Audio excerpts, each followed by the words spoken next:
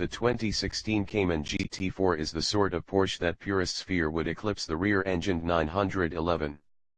The balance inherent in the mid-engined layout of the rigid Cayman chassis meant that it was only the right combination of horsepower and suspension away from whooping a comparable Carrera. Porsche has been very careful to keep this Cayman from doing that, despite the GT4's improvements. If you think this means the GT4 has been hobbled or hamstrung, it hasn't.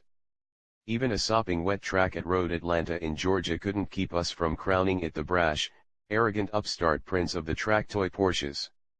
The company got a lot right with this ultimate Cayman. To begin with, it absolutely looks the part it's supposed to play. Our tester wears searing racing yellow paint, that large wing looming over the rear lid is standard, and rolling stock comprises huge 20-inch wheels wrapped in Michelin Pilot Sport Cup 2 rubber.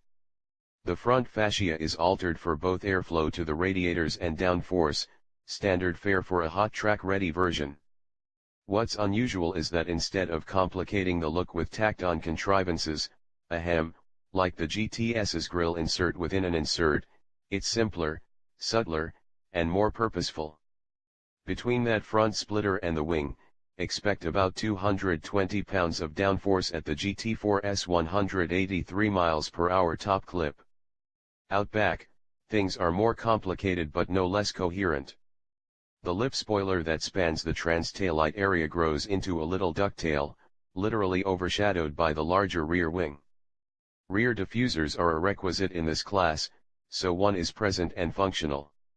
Optimized side intakes just aft of the doors cram more air into the engine, and gain a little embossed GT4 script. Ergonomically, even with these fixed-back sport bucket seats, this car is nigh perfect. The slightly smaller steering wheel, perfectly sized for the application, and the smooth, precise shift action make wrangling the major inputs like an extension of your own limbs. If you want to be cynical, go ahead and call the GT4 a part-spin car. The 3.8-liter flat 6 is cribbed from the 911 Carrera S, and the front suspension, steering system, and rear brakes from the 911 GT3. Want carbon ceramic brakes? Then you'll get GT3 parts on both axles. Our yellow GT4 is fitted with carbon fiber bucket seats, and those happen to be 918 Spider units carbon ceramic brakes and Sport Chrono package round out the only other substantive options available for GT4. This isn't like some limited production sports car using economy car switchgear. If the GT3's ridiculous multi-link rear suspension would fit, Porsche probably would have used it. It doesn't. No matter superb Bilsteins all around and the carryover strut-type rear setup are, according to Porsche, just fine for the job. Porsche Active Suspension Management, PASM, will stiffen things up for track use, and a Porsche torque vectoring locking rear differential that uses rear inside wheel braking to simulate torque vectoring keeps the rear end mostly tidy. It's not all sunshine for our GT4. Don't expect Carrera's power output.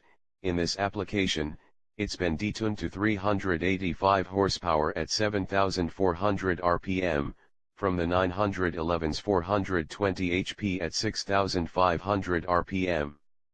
Goodies like rear axle steering are allowed on 911 but verboten on GT4. Thanks for watching.